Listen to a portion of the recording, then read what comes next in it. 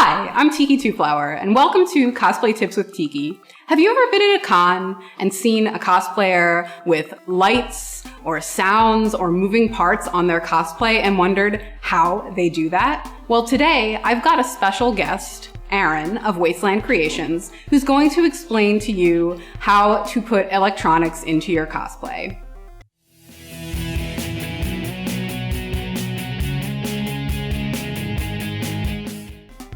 Hi, Aaron. Thanks for joining us today. Thanks, TK. All right, so tell us about electronics. So really, I like to start really simple, and it starts with just the main controller, what controls everything.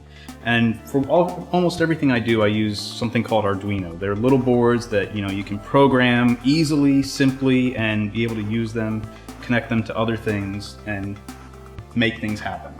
I have a number of different little boards up here, different sizes and styles that have different capabilities. But the nice thing is that it's not a one-size-fits-all solution. You have different sizes, so if you have a big piece of armor, you can fit something a little larger with more capability, or something real small, you can fit something real simple and little in it. And it starts with that. And those all connect through to your computer, and you can program them using a simple language. It connects through a USB cable, so you don't need extra expensive equipment to tell it to do what you want it to do. And they're really easy and simple to use. There's lots of tutorials online, and you can find them all over online at various online distributions.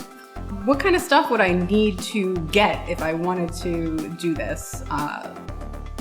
Well, simply put, you get a simple controller, buy something simple like that, and you would need something to power it. I prefer to use like rechargeable battery packs you would use for your phone, similar to these here. You can get them in different sizes, capacities, and how much they can power at a time. And I use that as my power source because it's generally rather cheap, it's reusable, and it's easy to wire in, and it provides a constant voltage source so that it makes it easier for everything else to work. Then I go with the lighting. If we go right to the lighting, I use the NeoPixels from Adafruit. I get them from different sources because I buy quite a few of them, and they come in different sizes, so they can get them where they have 30 LEDs per strip. They can get up to a density of 144 per meter, where it's very dense, and it creates tons of light. And then from there, I would connect it all up, which is very simple. There's tutorials at Adafruit to do that, and use it to light up in this case, a mask, where I'm backlighting the entire mask, one color, lighting the eyes a different color, and making it shine so that it looks kind of menacing in a way. All right. Yeah, that mask is really cool. Can you show us how that works? So I 3D printed the mask. That's something else that I like to do. And then I went through and figured out that after a lot of testing, I added LEDs around the edges and glued them around the edge of the mask to create that light that shoots all over the mask.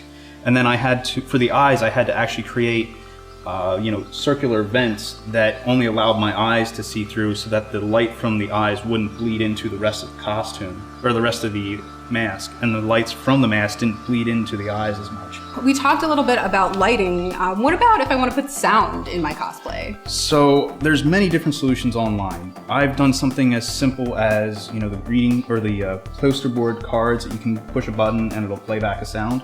I've done something as simple as wiring something like that up to be able to play a simple single sound that I can record to whatever I want. Or I've gone as far as getting a small little board that you can load MP3 files onto a little micro SD card and tell this board to play sounds whenever you want, however you want. You can use it to put music on here and have a button so that it switches from song to song to song if you want, things of that nature. And it's very versatile, but you don't need to go this far if you just want simple sounds. You can go back to just a poster board card and be able to play it through that. There's so many different solutions out there. It's just a matter of thinking outside the box, finding the solution that's going to work for whatever you're looking to do. Then it goes on how much you want to pay too, because you have something as simple as this board, which costs me around $7, to something that might cost a lot more, like even an MP3 player if you wanted to. All right. Is there anything else that I need to know, say if I wanted to put moving parts in my cosplay? So there are things like servos and other motors that you can use to control. A servo is pretty easy to control actually using one of these Arduino boards, and there's plenty of example code and pre-made codes that you can just insert it in there and be able to control it in an easy way. It's all available through Adafruit as well on their website, which is where I rely on a lot of things, and just simple Google searches work very well. All right. So, that was a really great overview of electronics in cosplay. I definitely learned some things I didn't know, and I'm interested in experimenting with them, so might go home and do that. If you have any additional questions that we haven't answered in this or other videos, you can leave them in the comments below, or you can email me at tiki@cosplayspotlight.com. Thanks for watching, and I'll see you next time. Hi, thank you so much for watching this video. If you enjoyed it, please like and share, and we love to read your comments. Don't forget to subscribe and click the little bell icon to get notifications of our new videos. Thanks again, and we'll see you on the con floor.